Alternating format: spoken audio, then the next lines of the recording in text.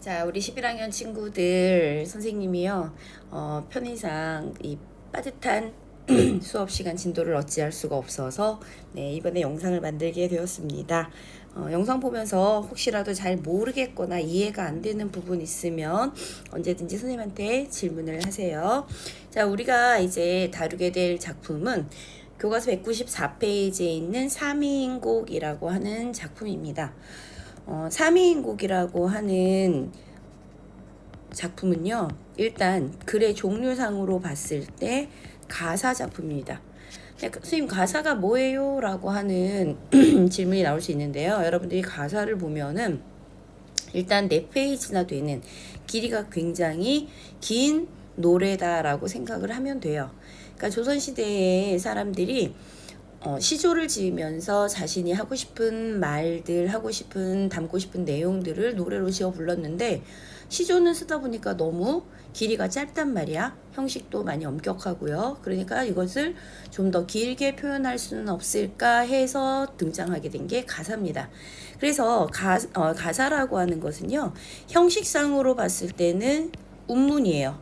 운문이라고 하는 말의 뜻은 뭐냐면 결국 뭐를 가지고 있다? 운율을 가지고 있다란 얘기죠. 운율을 가지고 있는 작품입니다.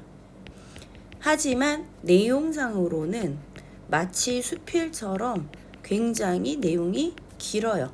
그러니까 내용상으로는 산문이야 해서 우리는 가사를요, 운문과 산문의 중간 형태다라고 이야기를 합니다. 산문의 중간적인 형태를 가지고 있다라고 하는 건데요. 그렇다면 운율이 형성이 되어 있다라고 했는데, 그럼 어떻게 운율이 형성이 될 수 있느냐? 우리 교과서에 여러분들 3인곡이라는 교과서를 한번 볼게요. 3인곡이라는 작품을 봤더니만 선생님이 한번 끊어 읽어볼게. 이 몸 삼기실제 니물조차 삼기시니 한생 연분이며 한알모랄 이리런가 나 하나 점어 있고 님 하나 날 괴시니 이 마음 이 사랑 견줄 때 놓여 없다. 우리가 이 글을 봤더니만 한 줄 한 줄이 동일하게 끊어 읽기를 할 수가 있더라라는 얘기예요. 우리 배웠지? 끊어 읽기에 의한 운율을 음보율이라고 한다라고 얘기했죠. 한 줄을 몇 번에 끊어 읽느냐 하는 게 음보율이었어요.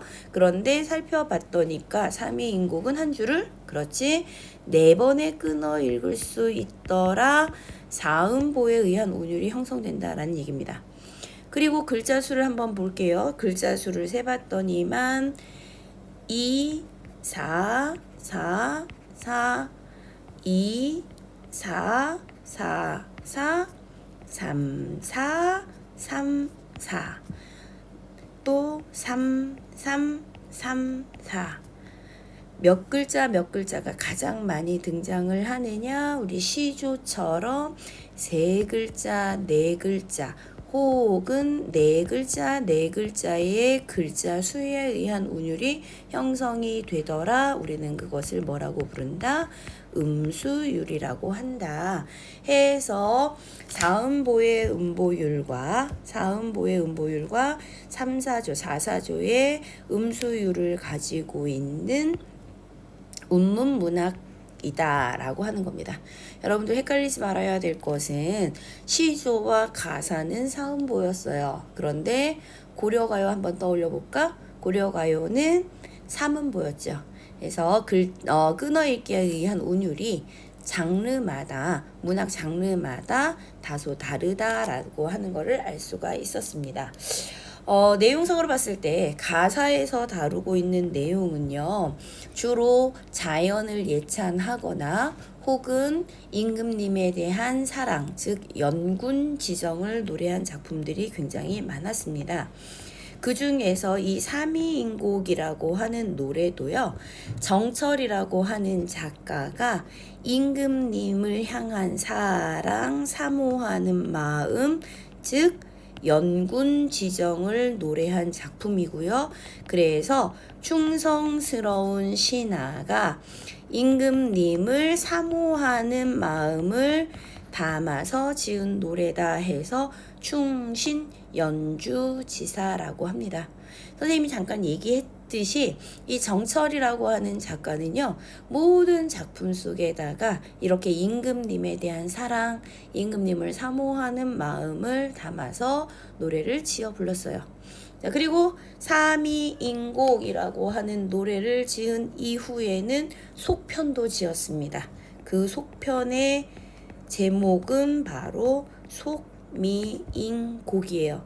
그래서 제목 자체를 있는 그대로 해석을 하면 미인, 즉 아름다운 사람을 생각하는 노래다라는 뜻이지만 그 뜻을 내면적으로 들어가 보면은 결국 여기에서 생각하는 사람은 임금님이다 라고 하는 걸 알 수가 있습니다. 자, 그럼 우리 삼이인곡의 내용으로 직접 들어가 볼게요. 자, 삼이인곡은요, 크게 내용상으로는 세 부분으로 나뉘어집니다. 그래서 처음, 중간, 끝 이렇게 나뉘어지는데 그 처음, 중간, 끝을 서사, 본사, 결사라고 해요. 자, 그래서 우리는 처음 서사 부분부터 한번 살펴볼게요. 이 몸 삼기실제. 이 몸, 자, 여기서의 이 몸은 누구겠어? 그렇지, 화자죠. 화자입니다. 화자가 삼기실제 태어날 때 님을 조차는 님을 따라서 란 뜻이지. 님을 따라서 생겼으니 한생연분이며 한평생의 연분이며 그것을 하늘은 하늘이래. 하늘이 뭐랄 일이런가 뭐를 일이던가 하늘이 뭐를 일이겠는가. 무슨 얘기야? 일이겠는가? 질문하고 있어요. 그런데 이거는 질문이 아니라 어떤 답을 원하는 질문이 아니라 자신이 이미 답을 알고 있어. 그래서 우리는 무슨 법이라고 한다? 설의법이라고 하죠. 즉 여기에 내용을 들여다보면 우리의 인연, 우리의 연분은 누가 알고 있다? 하늘이 알고 있다. 즉 누가 맺어준 인연이야? 하늘이 맺어준 인연이에요 라고 하는 거죠. 그래서 이 부분에서 강조하고 있는 것은 우리의 인연은 하늘이 맺어준 인연입니다. 하늘이 맺어주고 하늘이 알고 있는 인연이에요 라는 뜻이죠. 자, 그러면 우리 아는 단어 하나 나와. 하늘이 맺어준 인연, 한생연분하고 비슷한 단어 하나 있죠. 하늘이 맺어준 우리의 인연 바로 뭐야? 천생연분이에요 라고 하는 거지. 천생연분. 즉 님과 나와의 인연은 하늘이 맺어준 인연입니다 라는 뜻이야. 나 하나 점어 있고, 여기서의 하나는 오직이란 뜻입니다. 내가 오직 점어 있고 님 하나 날 계시니 나는 젊었고 님이 어떻게 해? 오직 날 뭐 하시니? 계시니. 자, 얘들아, 선생님이요 요 단어, 이 단어는 많이 나오니까 꼭 알아둬야 돼 라고 했던 단어가 있죠. 네, 괴다라는 단어입니다. 자, 괴다라는 단어의 뜻은 뭐야?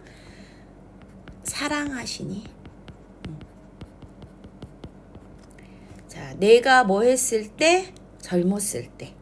내가 젊었을 때는 님이 나를 뭐 하셨었대요? 사랑했었대요. 그래서 얼마나 사랑했는지 이 마음 이 사랑 견줄 때 노여 없다. 이 마음과 이 사랑을 견줄 때, 비교할 때는 곳이지. 비교할 곳이 노여 없다라는 말의 뜻은 전혀 없어요 라는 뜻입니다. 즉 내가 젊었을 때 님이 날 사랑할 때 그 사랑을 비교할 곳이 전혀 없었다. 그만큼 많이 뭐 했어? 사랑했어요 라는 뜻이지. 자, 그래서 평생에 원하요대. 평생에 원하건대 한데 내자 하였더니 함께 지내자 한 곳에서 살아가자 하였더니 즉 님과 평생 뭐 하기를 원했어? 함께 하기를 바랬어요. 님과 평생 함께 하기를 희망했어요.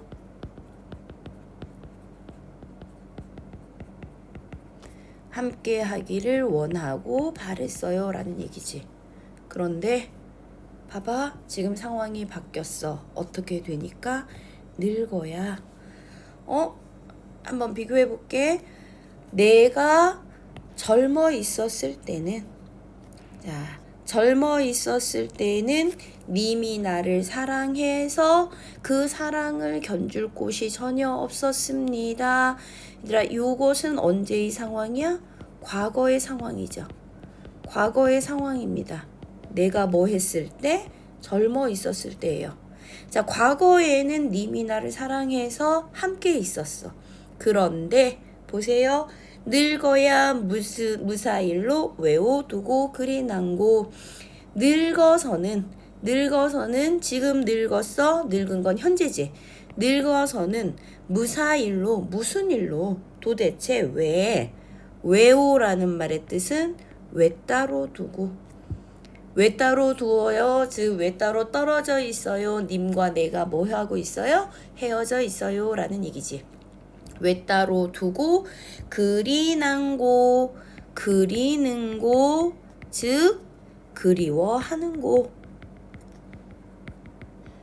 즉 지금 현재의 상황에서는 늙은 상황이야. 지금 현재는 임과 헤어져 임을 뭐 하고 있다? 그리워하고 있다라는 뜻입니다. 임을 그리워하고 있어요. 즉 과거의 상황과 현재의 상황. 요거는 현재의 상황이에요. 현재의 상황이 지금 어떻게 되고 있는 거야? 그렇지. 대조되고 있는 거죠. 대조되는 상황입니다. 과거에는 님이 나를 사랑했어요. 과거에는 나를 사랑해서 함께 있었는데 지금은 이별에 있어요 라고 하는 겁니다. 엊그제 님을 매셔 광한전에 올랐더니. 자, 엊그제는 말 그대로 어제, 엊그제 바로 언제를 의미한다? 과거겠지. 과거에는 내가 님을 매셔서 어디에 올라 있더니 광한전에 올랐더니. 자, 여기서 중요한 장소가 하나 나옵니다. 바로 어디? 광한전이야. 광한전. 그런데 단어들 살펴봤더니만 얘들아, 광한전이라고 하는 곳은요, 달의 선녀인 향하가 산다는 누각이래요. 즉 선녀가 사는 곳이야. 선녀가 사는 곳. 얘들아, 선녀 어디에 살지? 옥황상제에 계신 곳 바로 하늘나라에 살고 있잖아요. 선녀가 사는 곳입니다. 그런데 그 선녀가 사는 곳에서 내가 누구를 매시고 있었어? 님을 매시고 있었어. 그러니까 이 선녀가 사는 곳은 바로 임금님이 계시던, 임금님이 사는 궁궐, 대궐을 의미하는 거겠죠. 그래서 임금님이 사는 궁궐, 대궐에서 내가 님을 모시고 있었어요. 그런데 그 더대, 자, 더대라는 단어의 뜻은 그 동안에, 그 사이에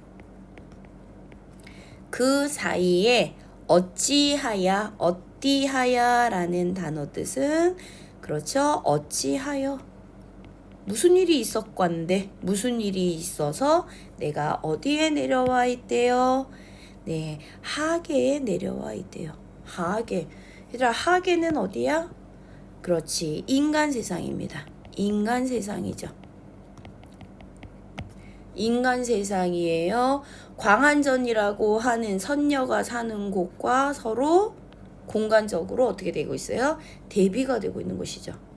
자, 공간적으로 대비가 되어 있는 곳이고, 얘들아 이거 생각하면 돼. 우리 옛날 이야기 읽어보다 보면은요, 옛날 이야기 보다 보면은 선녀가 옥황상제와 함께 지내다가 뭔가 죄를 지어요. 죄를 짓고 나면 내가 너를 벌하노라 하고 옥황상제가 선녀를 인간 세상으로 내려보내는 거죠.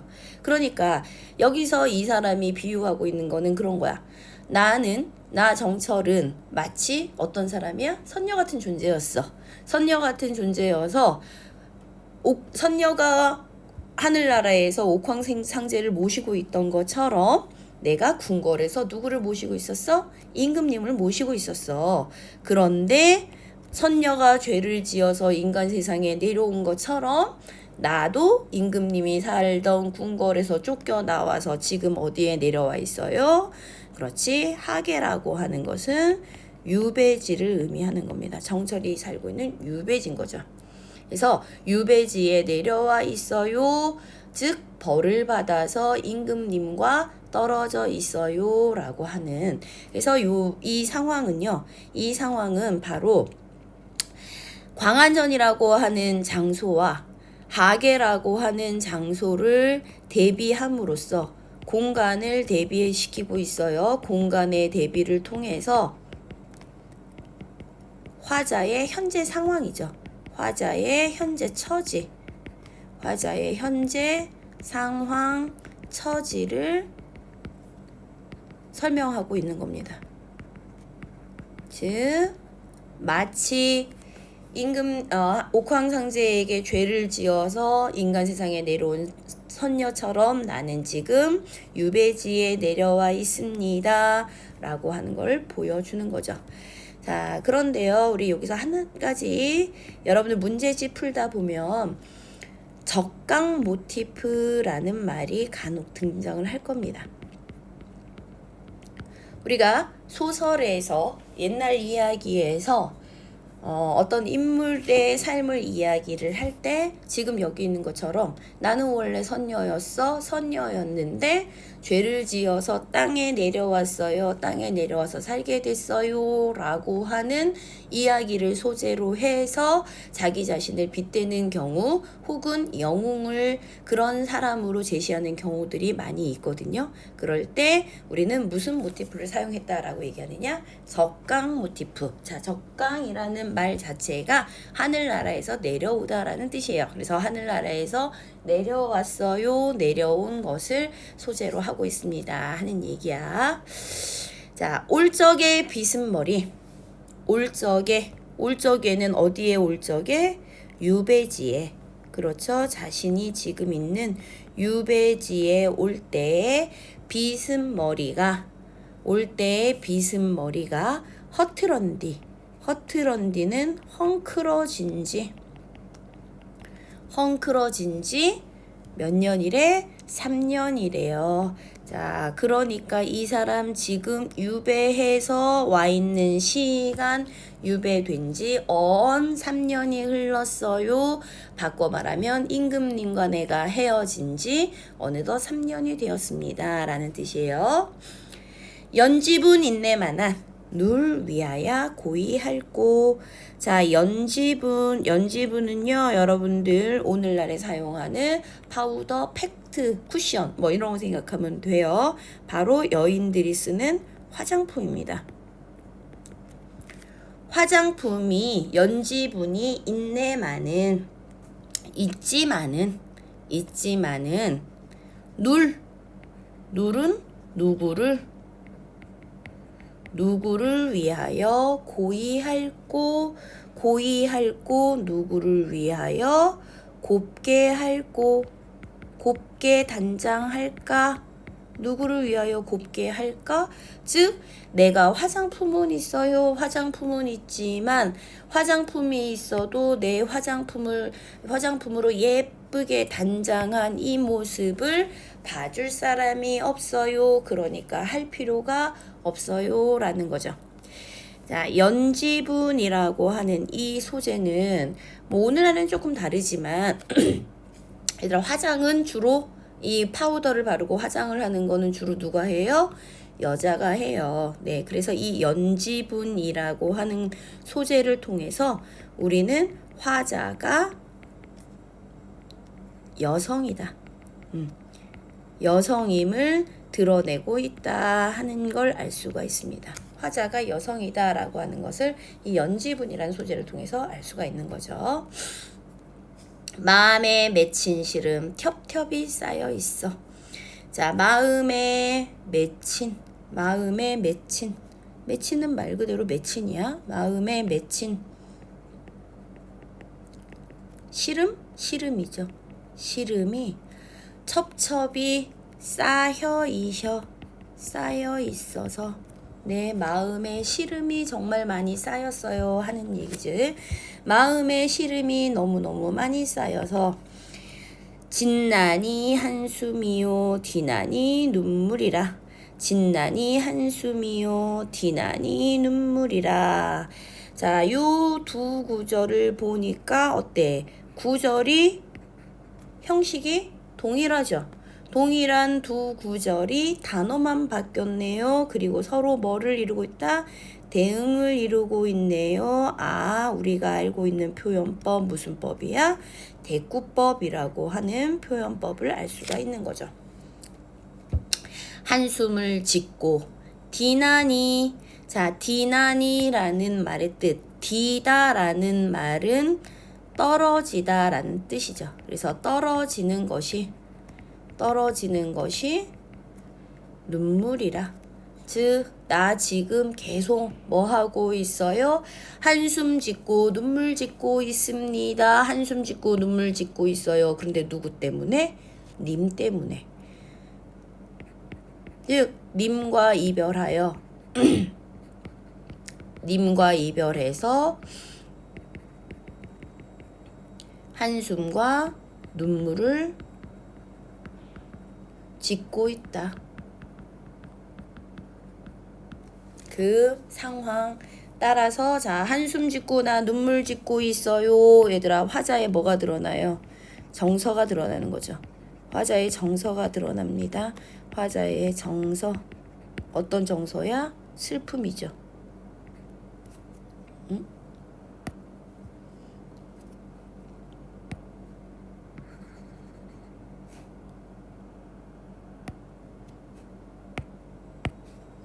한숨과 눈물을 짓고 있어요.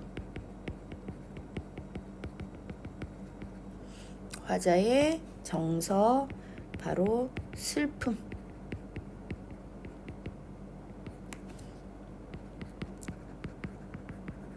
그것이 아예 직접적으로 드러나고 있는 거죠. 님이 너무너무 좋은데 님이 나를 봐주지 않는단 말이야. 그러니까 님이 나를 봐주지 않고 나를, 그러니까 정철의 입장으로 해석을 해보면 유배를 와서 벌써 3년이 됐어. 님이 나를 불러줄 줄 알았어. 근데 안 불러줘. 그래서 난 너무너무 속상하고 슬퍼요 라는 얘기야. 자, 인생은 유한한데 사람의 삶은 유한해요. 한계가 있어요. 한계가 있는데 시름도 그지 없다. 시름은 뭐가 없다? 끝이 없다. 나 시름이 너무너무 많아졌습니다. 걱정이 많아졌어요. 걱정 시름이 많아요 라고 하는 거죠. 무심한 세월은 물 흐르듯 하는구야. 자, 아무 생각 없는 무심한 세월은 물 흐르듯 하는구나. 물 흐르듯 뭐뭐 하는 듯 했으니까 무슨 법? 지규법이지. 지규법이고요. 물 흐르듯 하는구나 라는 것은 그만큼 세월이 어떻게 흘러가고 있다? 빨리 흘러가고 있다 라는 뜻입니다. 세월이 너무너무 빨리 흘러가고 있어. 자, 이미 벌써 3년이 됐어. 3년이 된 상황에서 너무 세월이 빨리 흘러갑니다 하는 걸 이야기하고 있는 거죠. 염량이 때를 알아 가난닷 고태오니. 자, 얘들 여기서 염량이라는 단어 뜻은요, 있는 그대로 해석하자면 더움과 서늘함이에요. 즉, 더웠다가 서늘했다가 하는 것이 때를 알아서 가는 듯 고태오니. 가는가 했더니 고태는 다시거든요. 그래서 덥고 서늘한 것이 갔나 싶었는데 다시 왔어. 즉, 바꿔 말하면 뭐야? 여름이네, 덥네, 하다가 더위가 갔는데 오이 금방 다시 왔어. 왔다 갔다 즉 뭐가 흘러가는 거야? 사계절이죠. 계절이 왔다 갔다 바뀌었어요. 위에서 계속 그 얘기하고 있잖아. 세월이 빨리빨리 흘러간다라는 얘기하고 있죠. 그 얘기를 다시 하는 겁니다. 더위와 추위가 때를 알아서 갔다가 금방 다시 오니 듣거니 보거니 듣고 보고 느끼는 일이 하도할샤라는 말의 뜻은 많기도 많구나라는 뜻입니다. 즉 바꿔 말하면 세월이 흘러감에 따라서 생각이 정말 많아집니다 라는 뜻이죠. 자, 여기까지가 서사입니다. 여기까지가 서사고요. 서사에서는 자, 제일 처음 부분에서는 님과 나와의 인연을 맺게 됐었던 과거의 상황 이야기했었어요. 그리고 임과 내가 지금 헤어졌어요 라는 이야기를 했고요. 그리고 뒷부분에서는 임과 떨어져서 있자니 나 너무너무 속상하고 슬퍼요.